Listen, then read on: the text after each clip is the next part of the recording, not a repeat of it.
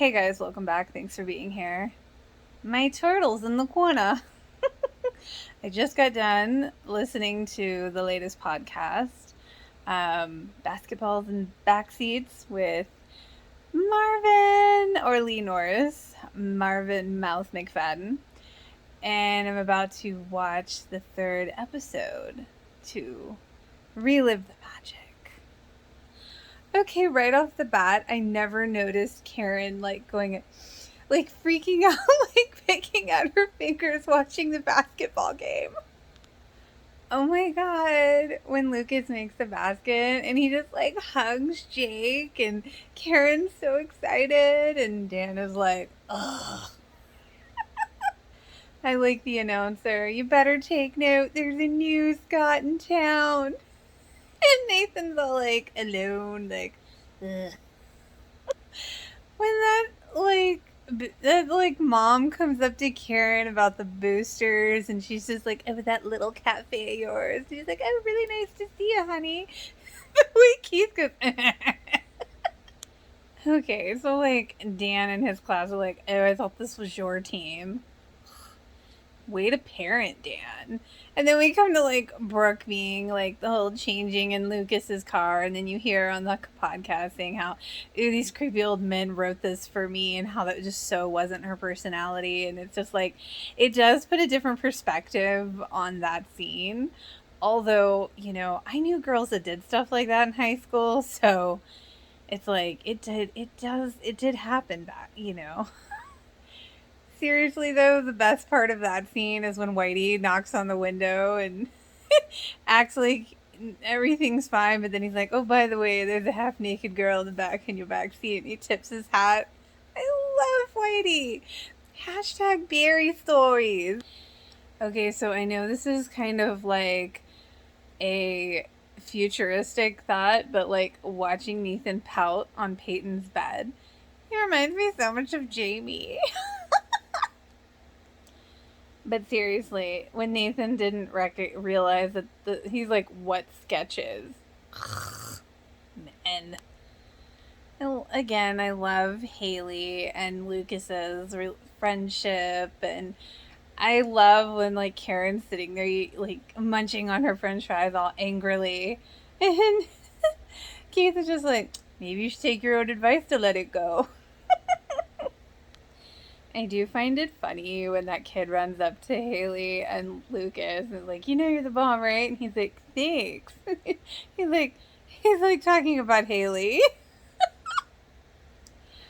I think it's funny when Peyton's yelling at Lucas about sending her sketches to Thud magazine, and then you just see Brooke just kind of waltzing up, and she's like, hey, you didn't happen to find my...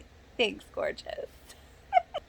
You really must give props to Sophia Bush because she really wasn't that kind of person, and she played that kind of promiscuous Brooke Davis character very well, because I never really thought of her as a slut. I just thought of her as just expressive. She was just living her life, So she did so well in that role, I have to say.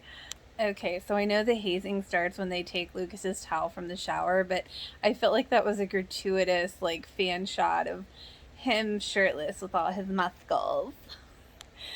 And then when Lucas is, basically naked, using the balls to cover his his bits, and then Whitey just walks by, he's like, I was just getting used to low-waist jeans. Again, he had some of the best lines. And again, when he says, let's go, ball boy.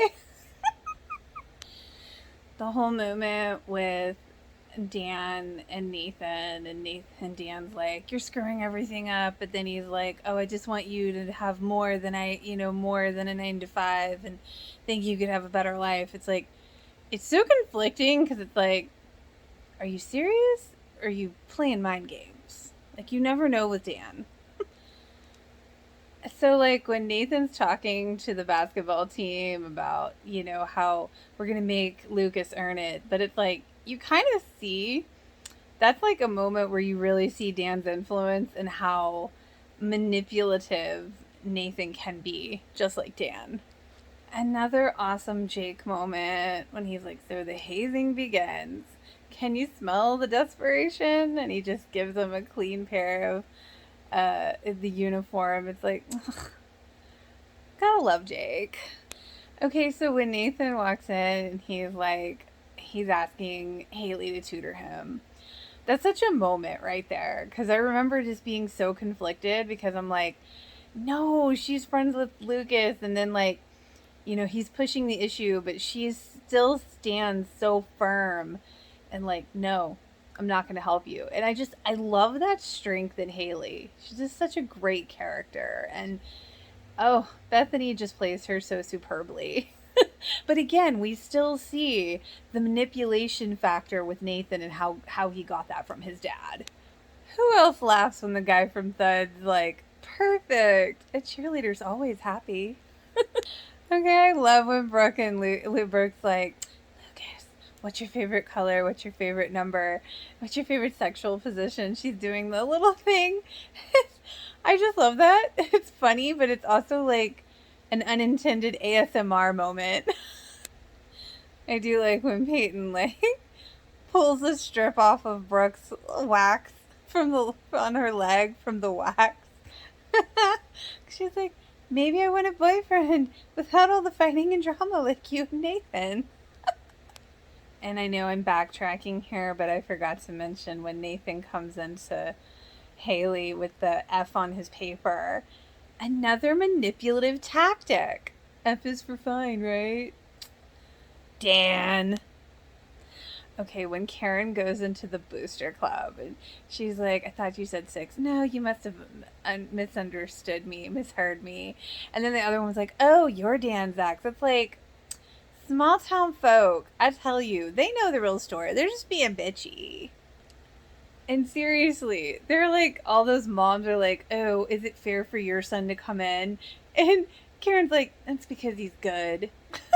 And then she's like, tell your boys that next time they want to like steal his wallet or do whatever else they have planned for him. And they're like, excuse us, our kids are the good ones. What do you mean? And then Karen's just like, you are the same little petty bitch you were in high school. That's right. Get it, Karen. Seriously though, trashing the river court, lame. And although there are a lot of key moments between Lucas and Peyton, I think that moment in this episode with them at the court, the river court, after it's been trashed and he's cleaning it up and they have their talk about her art and how he thinks it's a mistake, she's not going to do it. I think that's a real good moment for them that kind of starts, to me, where they really kind of maybe see each other a little differently, or she sees him differently. Because I think he kind of sees her the same, but like she's really starting to see it, I think. And I do love, once again, Haley, like when Nathan calls the cafe and she's like, oh, this isn't her, bye. And I do love that moment when Karen's like, well, Haley, if he came to you for tutoring, maybe he's trying to change. Now, of course, we, the audience at this moment, know that that's like his plan. But it's just like, oh, it's conflicting because it's like, oh, it's the start. It's all happening. Another fabulous speech from Jake. Jake had some great speeches because he's like, just stick with it. The team will come around and see that you're a great guy. And if not, I've got your back. When Haley is looking at Nathan over her shoulder in the classroom, when Nathan's got that adorably confused, frustrated look on his face, like, the beginning of Naley. And just a side note, why are none of Lucas's like river court friends out there helping him clean up the court? It's like all of their collective court, right? Oh my god, them like throwing him in a little pond, but they stole him in a minivan, and I think that's funny. On the podcast they mentioned how it happened, their hazing happened in a minivan, and so it really sticks with the whole small town vibe. It's hilarious. I always love the Karen and Lucas mom son talks. And the one in this episode is no exception. She's like, I don't know where you get all your strength. And he's like, I get that from you. And she's like, I don't know. I haven't been on my best behavior lately. But Karen, that's why we love you. Because sometimes you really do pop off, and you pop off with good reason. So when Haley goes and knocks on Nathan's door, and she's like, and she tells him, you know, I will, but you got to leave him alone. And she's just, you can see how she's just warring with herself. You know, she's just so, I don't want to do this, but I'm doing this for my friend. And she's conflicted, and she's such a good actress. And then, of course, Nathan just thinks, aha, you're falling for my trap. Oh my god, and they're at the bench. And I just want to say, side note, I don't remember my Cracker Jacks ever having like anything other than a sticker in them. Like a bracelet, that was like unheard of. And just that moment when they're at the bench, and it's just because, like, for those of us who've watched, we know where that's going, and it's just such an iconic moment. God, oh my god, when she's like, I am math. You can work your magic on someone else because math don't care, and neither do I. And then he's just like, does English care? Because I'm pretty bad at that too. It's just such a movie. It's like he's kind of swoon worthy right there. Like, ah! And I like Peyton's moment when she does give her stuff to Thud, and she's just like, you'll miss that other 5%. Get it, girl. Oh my god, when Whitey's all like, yeah, usually Red's the one who does the ceremonies of the burning boat thing, but he died. What are you gonna do? It's like, I love his honesty. Okay, I never realized that when Karen and Lucas meet up with, I guess, Carrie, and she's like, oh, this is Tim's mom, and she's like, stepmother. I never realized that. She's like, she ain't even really claiming Tim either. Karen was being the bigger person and being like, I'm sorry for what I said. But she makes a point. Don't judge me by who I was. Judge me by who I am. Get to know me. I like that. And then Whitey's all like, let's get to the rat killing.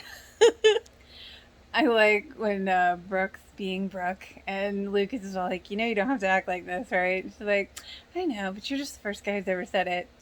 You keep doing you and try to do your whole resist thing. It's actually kind of cute. And Lucas taking a stand with to Nathan and just like, I'm coming for you. Like, get it, Lucas. Oh man, you can just see once again like how hard it is for Haley to like lie to Lucas about tutoring Nathan. She's just watching the fire. He's like, oh, anyone I know? And she's like, no. It's like you can see how hard that is. She's such a good actress. Okay, that's it for me, guys. I hope you enjoyed. If you did, feel free to like and subscribe. If you have thoughts on this episode, feel free to comment below, and I will see you next week.